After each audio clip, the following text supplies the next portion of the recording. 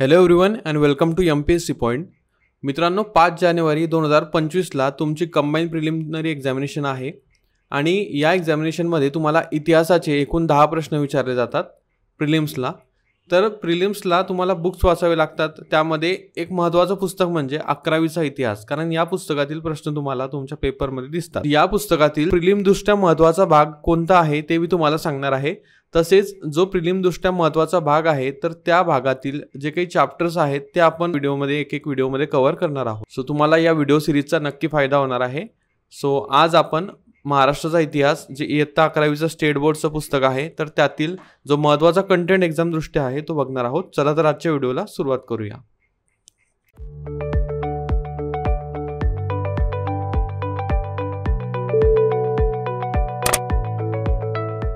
मित्रांनो, व्हिडिओमध्ये पुढे जाण्यापूर्वी एक छोटीशी ॲडव्हर्टाइजमेंट. मित्रांनो, दिवाळी यायला अजून काही दिवस बाकी आहेत, पण PW MPSC वाला यांच्या दिवाळी ऑफर्स आलेल्या आहेत. तर या दिवाळीला आपली दिवाळी PW MPSC वाला सोबत सेलिब्रेट करा आणि PW MPSCच्या सर्व बॅचेसवर 78% पर्यंत डिस्काउंट मिळवा, ज्याच्यात तुम्हाला live classes, daily practice paper, daily mains practice, class notes, full length test, PYQ analysis हे सर्व काही मिळेल. बघा, इथं अगदी राज्यसेवेपासून तर कंबाईन पर्यंत, तसेच ऑप्शनल जे आहे डिस्क्रिप्टिव्ह पेपरचं, तर त्याच्या सर्व बॅचेस अवेलेबल आहेत. तुम्ही स्क्रीनवर बघू शकता. आणि दिवाळी ऑफरमध्ये तुम्हाला 78% पर्यंत डिस्काउंट या सर्व बॅचेस वरती बघायला मिळतो. तुम्ही इथे कट प्राइस आणि दिवाळीच्या प्राइस बघू शकता. आणि मित्रांनो, तुम्हाला यावर देखील अजून 500 रुपयाचा डिस्काउंट हवा असेल तर आपला कोड .1000 वापरायला विसरू नका. तर ज्यांना कुणाला हे कोर्सेस परचेस करायचे असतील तर डिस्क्रिप्शन मध्ये सर्व लिंक्स आहेत, तिथे जाऊन तुम्ही परचेस करू शकता. ऑफर लिमिटेड टाइम साठी आहे, ऑफरचा नक्की लाभ घ्या.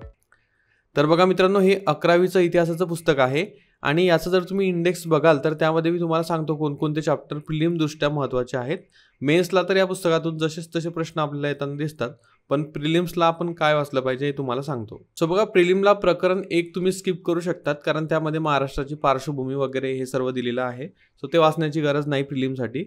प्रकरण 2 जे आहे मित्रांनो, 19व्या शतकातील प्रबोधन, हेच आपण आजच्या व्हिडिओमध्ये बघणार आहोत.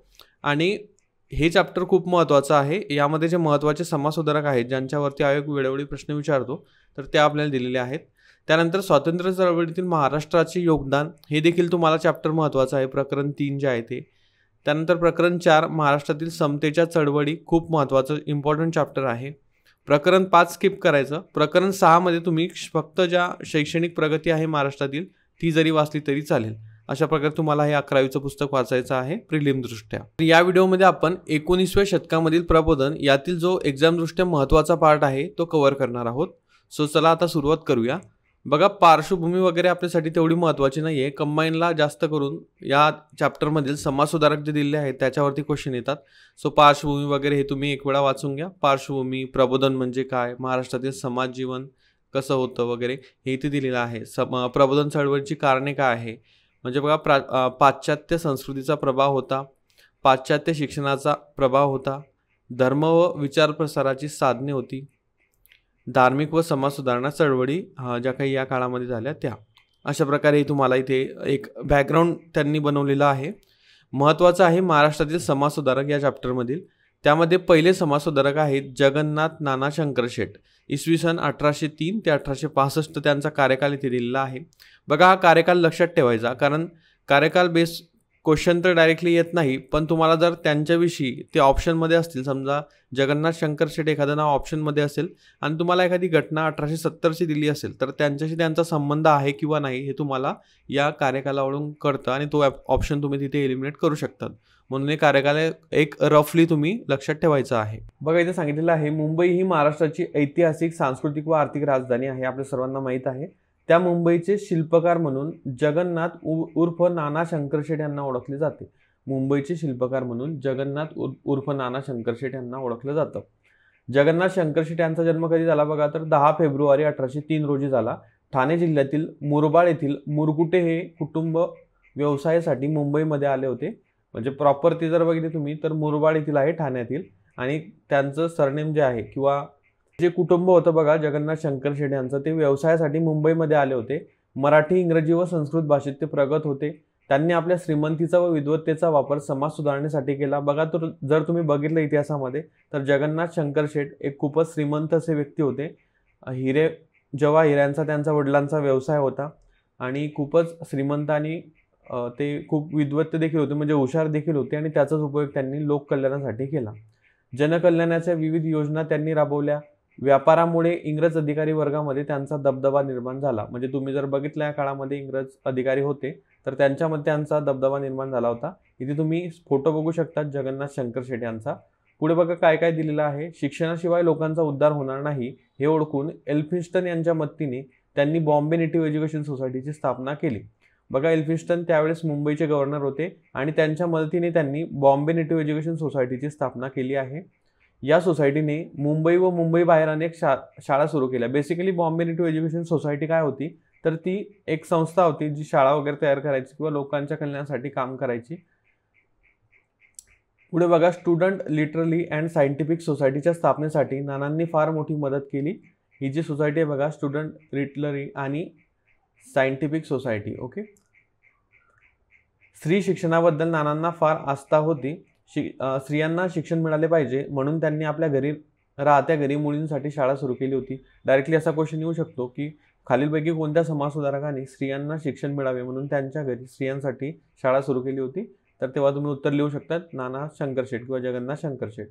सरकारने मुंबई इलाख्याच्या शिक्षण व्यवस्थेवर नियंत्रण ठेवण्यासाठी बोर्ड ऑफ एज्युकेशनची स्थापना केली. त्याचे सदस्य नानांना बहाल केले. म्हणजे बघा, जगन्नाथ शंकर शेट हे बोर्ड ऑफ एज्युकेशनचे देखील सदस्य राहिलेले आहेत. ही बाब आपल्यासाठी इथे महत्त्वाची आहे. आणि बोर्ड ऑफ एज्युकेशनचंच पुढे शिक्षण खात्यामध्ये रूपांतर झालं होतं.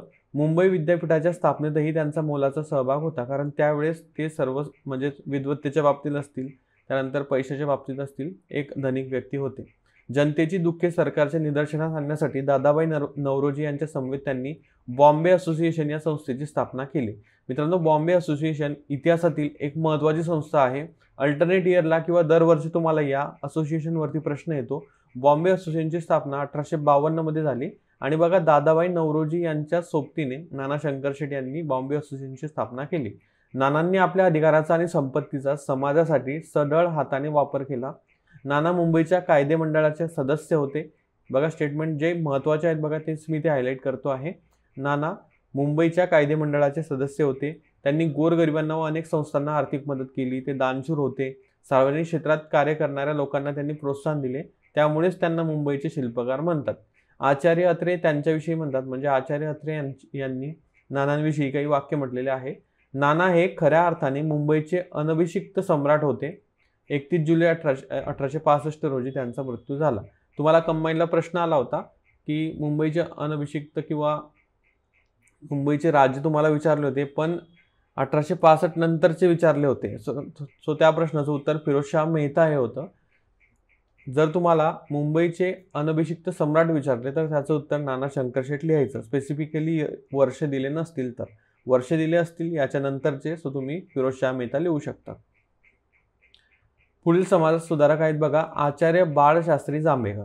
बघा, तुम्हाला दर्पण वृत्तपत्र माहीत असेल, तसेच पहिलं मराठीतील वृत्तपत्र हे आचार्य बाळशास्त्री जांभेकर यांचंच होतं. यांचं लिखाण तुम्हाला खूप परिचित असेल, म्हणजे लिखाणामध्ये ते नेहमी स्टॉप लावते. आचार्य बाळशास्त्री जांभेकर इसवी सन 1812 ते 1846. नवीन उंचावलेल्या नानाच्या कक्षेमुळे समाजाची द्विधा मनस्थिती झाली होती. तो चाच पडत होता. अशा परिवर्तनाच्या काळात व्यापक दृष्टीने समाज जागृती आणि मार्ग दाखवण्याचे महत्त्वाचे कार्य जांभेकरांनी केले. म्हणजे समाजाला एक समाज जागृती करण्याचे तसेच एक मार्ग दाखवण्याचे महत्त्वाचे काम आचार्य बाळशास्त्री जांभेकर यांनी केले आहे. त्यांचा जन्म मित्रांनो रत्नागिरी येथे झालेला आहे. रत्नागिरी जिल्ह्यातील राजापूर तालुक्यातील पोंभुर्ले हे गाव. पोंभुर्ले बघा, तुम्हाला काय असतं की बऱ्याच वेळा समाज सुधारकांची नावं दिली जातात आणि त्या बाजूला त्यांची जी गावं आहेत किंवा त्यांचा जन्म कुठे झाला हे तुम्हाला दिलं जातं. मग त्या कंडिशनमध्ये जर पोंभुर्ले तुम्हाला दिसलं तर ते बाळशास्त्री जांभेकर यांचं जन्मगाव आहे. जन्म कधी झाला? 6 जानेवारी 1812. फक्त वर्ष लक्षात ठेवा, तारीख एक्झॅक्टली लक्षात नाही राहिली तरी चालेल. सध्या हे ठिकाण सिंधुदुर्ग जिल्ह्यातील देवगड तालुक्यातील आहे. त्यांना कुशाग्र बुद्धिमत्तेची देणगी मिळाली होती. म्हणजे खूपच बुद्धिमान ते होते. संस्कृत, इंग्रजी, गुजराती, बंगाली, फारसी आदी भाषा त्यांना आत्मसात केल्या. या 4-5 भाषा त्यांना यायच्या मित्रांनो. इतर विषयातही त्यांनी प्रावीण्य मिळवले. शिक्षण पूर्ण झाल्यानंतर ते बॉम्बे नेटिव्ह एज्युकेशन सोसायटीमध्ये डेप्युटी सेक्रेटरी या महत्त्वाच्या पदावर ते रुजू झाले. तुम्हाला विचारू शकतात किंवा विचारलेलं आहे बऱ्याच वेळा, बॉम्बे नेटिव्ह एज्युकेशन सोसायटीचे डेप्युटी सेक्रेटरी म्हणून कोणाची निवड करण्यात आली होती? तर त्यावेळेस तुम्ही सांगू शकतात की आचार्य बाळशास्त्री जांभेकर. सरकारच्या वतीने अक्कलकोटच्या युवराजचे शिक्षक झाले. बघा जेव्हा स्टेटमेंटमध्ये येतं की 4 स्टेटमेंट येतात त्याच्यावरून तुम्हाला समाजसुधारक ओळखायचा असतो, तर त्यावेळेस तुम्हाला हे नाव जे आहे ते लक्षात ठेवावं लागेल. अक्कलकोटच्या युवराजचे जे शिक्षक झाले होते. नंतर ते एल्फिस्टन कॉलेजमध्ये असिस्टंट प्रोफेसर झाले. त्यांच्या विद्वत्तेचा तो यथोचित सन्मान होता. पुढे त्यांनी शिक्षकांच्या अध्यापन वर्गाचे संचालक म्हणून काम केले. मुंबई इलाख्यातील प्राथमिक शाळा तपासणीसाठी निरीक्षक म्हणून सरकारने बाळशास्त्री जांभेकर यांची निवड केली होती. वेगवेगळ्या पदांवर कार्य करत असताना इतिहास संशोधन, शिलालेख वाचन, ताम्रपटांचा शोध यामध्ये ज्ञान संपादन केले. त्यांनी इतिहास, भूगोल, व्याकरण, गणित, छंदशास्त्र, नीतिशास्त्र इत्यादी विषयांवर पुस्तके लिहिली. त्यांनी शून्यलब्धी, हिंदुस्थानचा इतिहास, बघा त्यांचं शून्यलब्धी हे खूप फेमस किंवा बऱ्याच वेळा आयोगाने विचारलेलं एक पुस्तक आहे किंवा ग्रंथ आहे. शून्यलब्धी, हिंदुस्थानचा इतिहास, हिंदुस्थानचा प्राचीन इतिहास, सार संग्रह, इंग्लंडचा इतिहास इत्यादी ग्रंथ त्यांनी लिहिले आहेत. याशिवाय ज्ञानेश्वरीचे पाठभेदासह संपादन त्यांनी केलेले आहे. इथे तुम्ही बाळशास्त्री जांभेकर यांचा फोटो बघू शकता. वृत्तपत्र हे समाज जागृतीचे अत्यंत महत्त्वाचे साधन आहे. याचा मागोवा घेऊन त्यांनी 1832 मध्ये दर्पण हे मराठी भाषेतील पहिले वृत्तपत्र सुरू केले.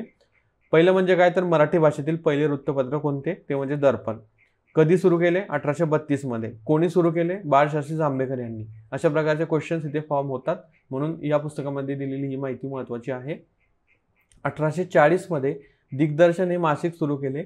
आद्य सुधारक, मराठी वृत्तपत्राचे जनक, आद्य इतिहास संशोधक, सुधारणवाद्यांचे प्रवर्तक, शिक्षण तज्ज्ञ, जे श्रेष्ठ पत्रकार, एक व्यवहारवादी सुधारक म्हणून जांभेकरांचा सन्मान केला जातो. खूप बुद्धिमान अशी व्यक्ती होते. न्यूजपेपर सुरू केले, काही सेक्रेटरी वगैरे राहिले काही संस्थांचे. शिक्षण क्षेत्रामध्ये देखील त्यांची कामगिरी आहे.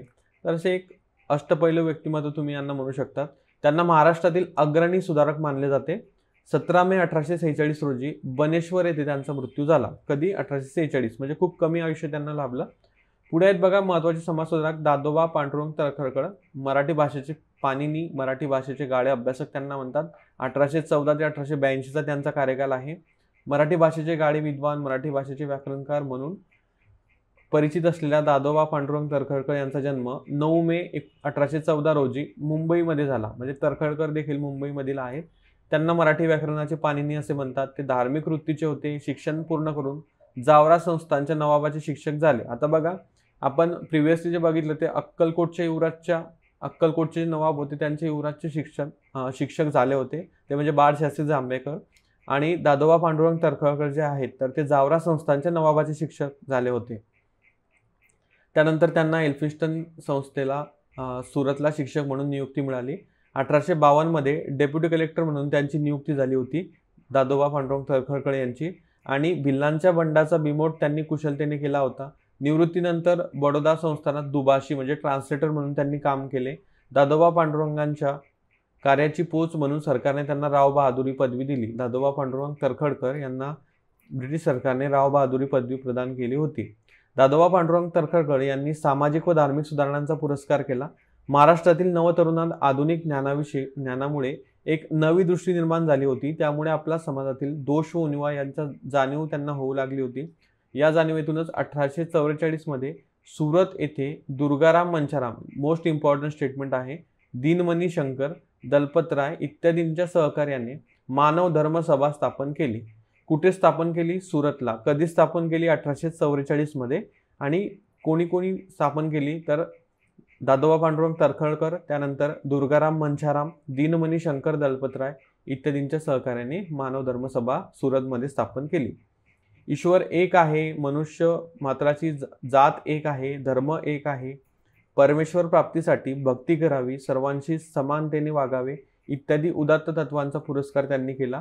परंतु कार्यकर्त्यांच्या अभावामुळे ही संस्था जास्त काळ टिकू शकली नाही मित्रांनो. आणि त्यानंतर बघा भिकोबा चव्हाण, राम बाळकृष्ण जयकर यांच्यासारख्या मित्रांच्या मदतीने दादोबांनी मुंबई येथे 1849 मध्ये परमहंस सभा स्थापन केली.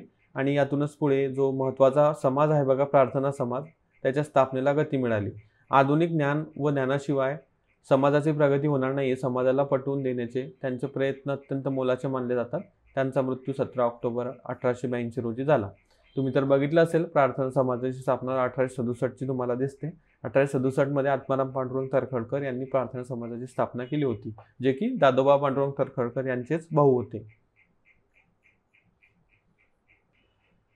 पुढील या चॅप्टरमधील चौथे समाजसुधारक आहेत मित्रांनो भाऊ महाजन. 1815 ते 1890 असा त्यांचा कार्यकाल आहे.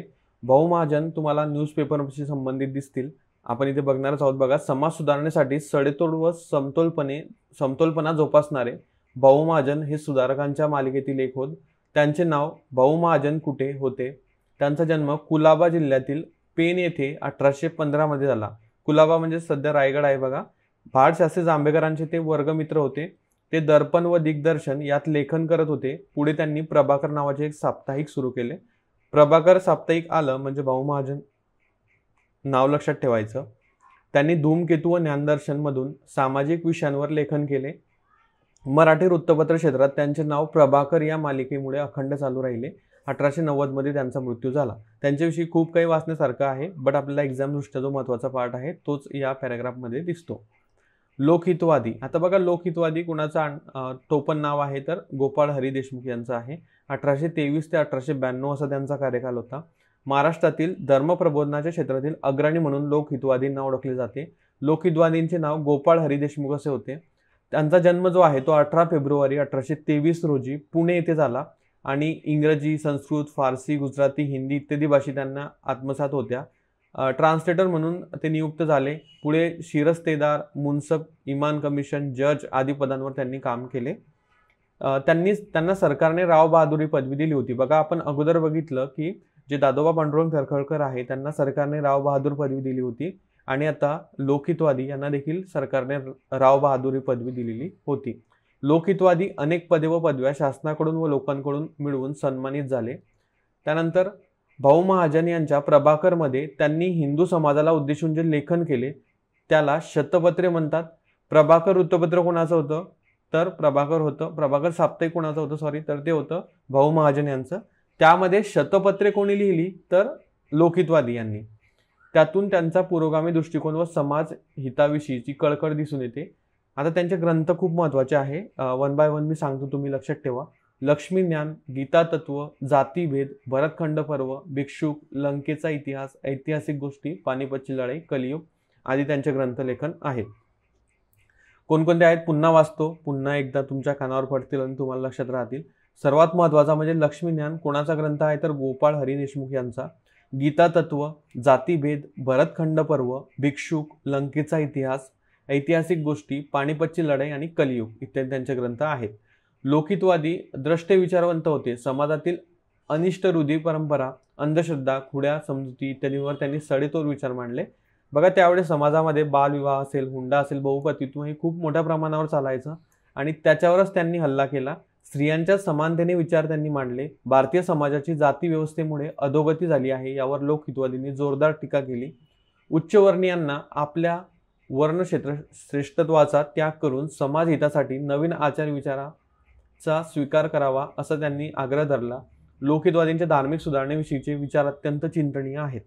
लोकहितवाद्यांना लोकांच्या निष्क्रियतेवर टीका करून कृतिशील बनले पाहिजे असा आग्रह धरला. त्यांनी 19व्या शतकाच्या भारतीय समाजव्यवस्थेतील दोष आणि वैगुण्य यावर अचूक बोट ठेवले. लोकहितवादींनी सामाजिक व धार्मिक प्रश्नांवरील विचार त्यांचे पुरोगामी होते. त्यांनी समाज जीवनाच्या विविध क्षेत्रात सुधारणा करण्याचा आग्रह धरला. म्हणूनच त्यांना सर्वांगीण सुधारणेचे आद्य प्रवर्तक मानतात. ते व्यवहारवादी होते. समाजाची प्रगती होण्यासाठी इंग्रजी विद्या, भौतिकशास्त्राचे ज्ञान, आधुनिक उद्योगधंदे याचा त्यांनी आग्रह धरला. तसेच समाजाचा दुःखाचा शेवट होईल अशी त्यांची धारणा होती. लोकहितवादी शास्त्रशुद्ध विचारसरणीचे प्रवर्तक होते. बघा किती छान वाक्य आहे. शास्त्रशुद्ध विचारसरणीचे ते प्रवर्तक होते. समाजातील भेदभाव नष्ट झाले तरच समाज एकजिन्सी बनेल आणि त्याच समाजात राष्ट्रीयत्वाची भावना वाढीस लागेल असे त्यांचे मत होते. काळानुसार धर्मात व चालीरीतीत बदल करावेत, जातीयता नष्ट करावी, स्त्रियांना शिक्षण व बरोबरीचे स्थान द्यावे, आळशीपणा सोडून उद्योगी बनावे, स्वशासन पद्धती, प्रवृत्तीवादी होणे या सर्व मार्गांनी समाज सुधारणा होऊ शकते हे त्यांनी शिकवले. त्यामुळे त्यांना लोकहितवादी म्हणून ओळखले जाते.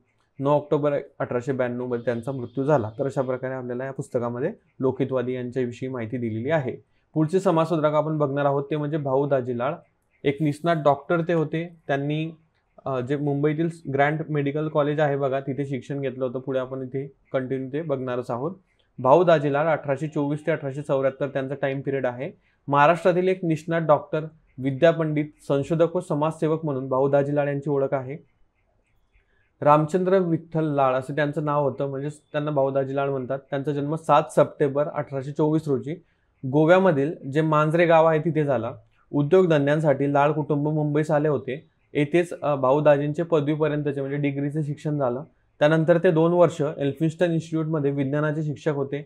एल्फिन्स्टन इन्स्टिट्यूटमध्ये त्यांनी सायन्स शिकवलं मित्रांनो. 1845 मध्ये मुंबईत ग्रँट मेडिकल कॉलेजची स्थापना झाली आणि म्हणूनच भाऊ दाजींनी नोकरी सोडून त्या कॉलेजमध्ये विद्यार्थी म्हणून प्रवेश घेतला. 1951 मध्ये वैद्यकीय पदवी त्यांनी संपादन केली. अचूक निदान व कुशल शस्त्रक्रिया यामुळे त्यांचा या व्यवसायात नावलौकिक झाला.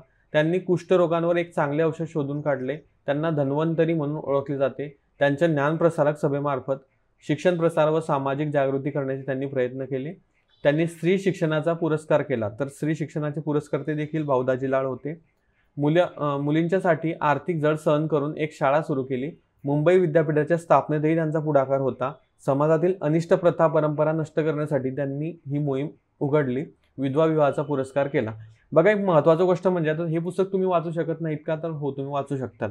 बट पुस्तक वाचताना बऱ्याचदा आपण ॲक्टिव्ह रिडिंग करत नाही आणि काय महत्त्वाचा पार्ट आहे तो आपल्याला कळत नाही. त्यामुळेच हे जे व्हिडिओज असतात त्यांचे तुम्हाला नक्की फायदा होतो. म्हणूनच बरेच जण व्हिडिओ बघतात. मी ऑलरेडी काही वर्षांपूर्वी किंवा 1-2 वर्षांपूर्वी असे व्हिडिओ टाकायचो, बट आता ते बंद झालेलं आहे. कारण ड्यू टू म्हणजे मला पण तेवढा जास्त वेळ मिळत नाही आणि हे व्हिडिओज खूप लॉंग बनतात.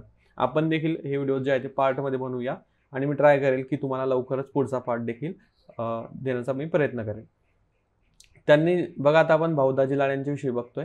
त्यांनी जगन्नाथ शंकर शेट यांच्या मदतीने 1852 मध्ये बॉम्बे असोसिएशन ही संघटना स्थापन केली. भारतातील राजकीय स्वरूपाची ती पहिली संघटना होती. या संघटनेमार्फत भारतीयांच्या अडीअडचणी समोरासमोर किंवा सरकारसमोर मांडल्या. ईस्ट इंडिया असोसिएशनच्या कार्यातही भाऊ दाजी सहभागी होते. ईस्ट इंडिया असोसिएशन जे आहे ती दादाभाई नौरोजी यांची संस्था आहे. लायसन्स बिलाचा वापर व व्यवसायावर विपरीत परिणाम होईल म्हणून भाऊ दाजींनी त्याला विरोध केला. इतिहास संशोधनाच्या क्षेत्रातही डॉक्टर लाड यांचे कार्य उल्लेखनीय आहे. त्यांनी नवसमाज घडवून आणण्यासाठी वेगवेगळ्या माध्यमातून प्रयत्न केले. सामाजिक व राजकीय समस्या सोडवण्यासाठी संघटनात्मक सनदशीर मार्गाचा पुरस्कार केला. इसवी सन 31 मे 1874 रोजी त्यांचा मृत्यू झाला. तर अशा प्रकारे मित्रांनो, या व्हिडिओमध्ये आपण हे 6 समाजसुधारक जे महत्त्वाचे आहेत ते बघितलेले आहेत. हा या व्हिडिओचा पार्ट 1 तुम्ही समजायचा आहे.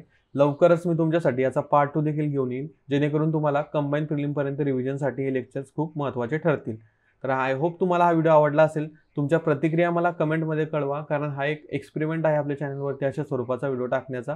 तुम्हाला तो कसा वाटला, तुम्हाला याचा फायदा होत आहे का, व पुढील व्हिडिओ लवकर हवे आहे का, हे तुम्ही कमेंटमध्ये कळवू शकतात. आजच्या व्हिडिओसाठी एवढेच. आपण पुन्हा भेटणार आहोत पुढच्या व्हिडिओमध्ये. Thank you so much for watching.